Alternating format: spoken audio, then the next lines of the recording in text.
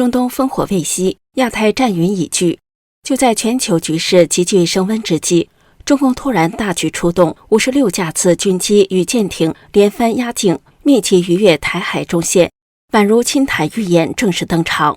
但更令人震惊的是，这场军演的背后隐藏着中共权斗的黑幕风暴。红二代集体警告，张又侠夺军，军中大清洗频繁，传出习近平想打却无权下令，军令出不了中南海，决策被全面冻结。美国高层连环示警，称这是阻止北京动武的最后窗口。习近平还能主导这场危局吗？台海决战的真正引爆点会不会其实在中共内部？您好，这里是希望世界要闻透视，我是王珍。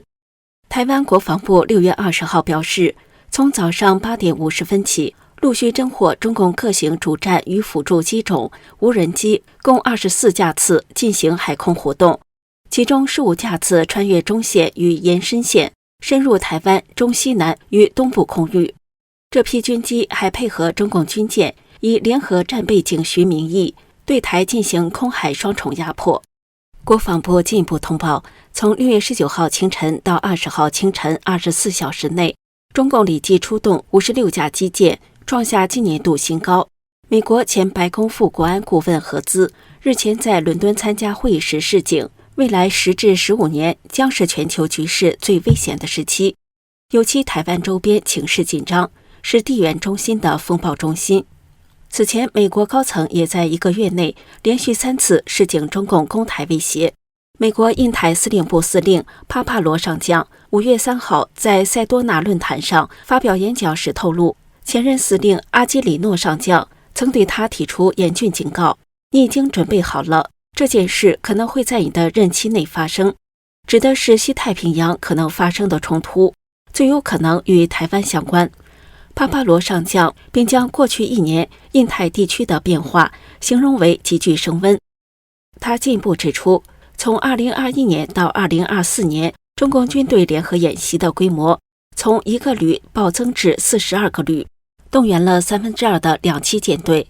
这些演习涵盖从选择性封锁到全面封锁，甚至针对台湾特定地点联合预演各种可能的军事行动。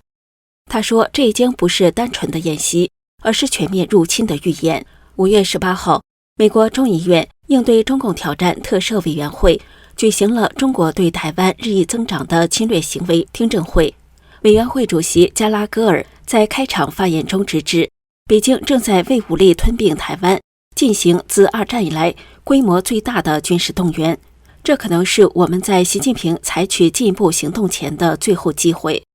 加拉戈尔指出，中共军队已被命令在2027年前准备好以武力攻占台湾。他强调，必须立即弥补美国在军火储备、前沿部署、后勤、网络防御以及台湾自身战备方面的关键差距。帕帕罗上将表示，中共军机入侵台湾防空识别区的频率和规模让他夜不能寐。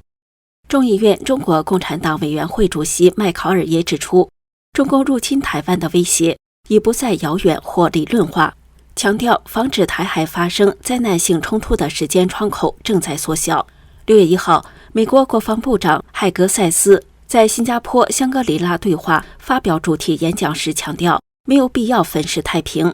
中共带来的威胁是真实的，而且可能是迫在眉睫的。美国国防与政府高层接连示警之际，6月9号，中共2艘航空母舰辽宁号和山东号罕见地同时出现在日本南海外部，并首次突破日本的第2岛链。此举被指意在展示中共军队已具备进出西太平洋、挑战美日同盟防线的能力。Google Trend 的数据显示，自6月10号左右开始，无论是避难包或是防灾包的关键字搜寻出现爆炸性成长，甚至达到峰值高点。近1个多月，台湾社交平台上开始有网友讨论避难包的物资清单，也有人开始推广战时个人能源储存装置。战争似乎一触即发，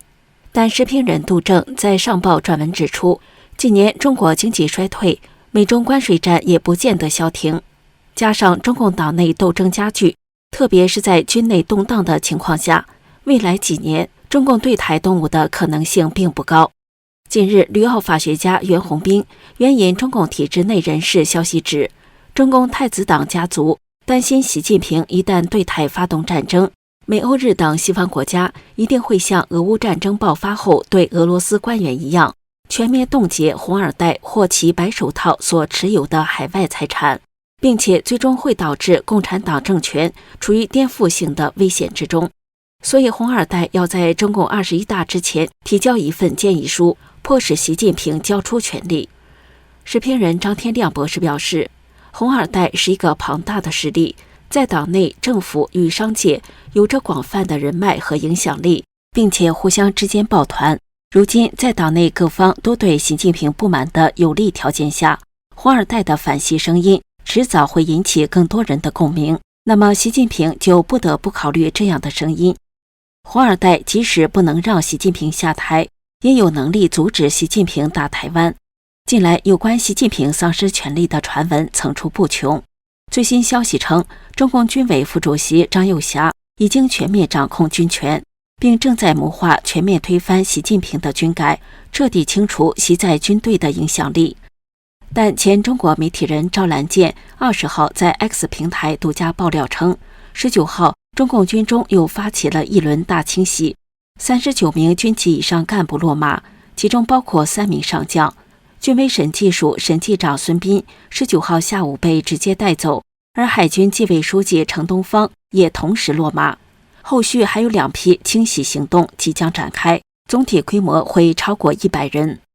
赵兰坚认为，这显示习近平仍大权在握，正在通过清洗军队与人民日报，把整个政权推进到台海战争的近战阶段。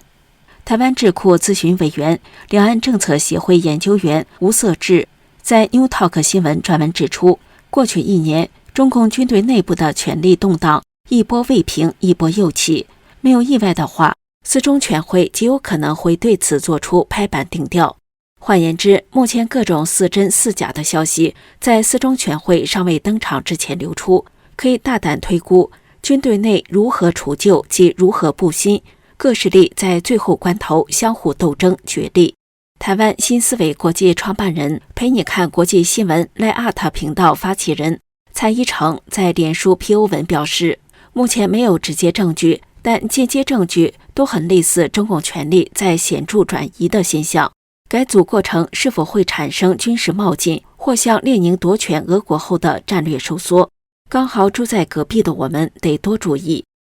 听众朋友，你觉得中共会对台湾动武吗？欢迎留言告诉我们您的看法。这里是希望世界要闻透视，感谢您的陪伴与思考，请订阅、分享并打开小铃铛，一起在动荡中坚守真相，在黑暗中点燃希望。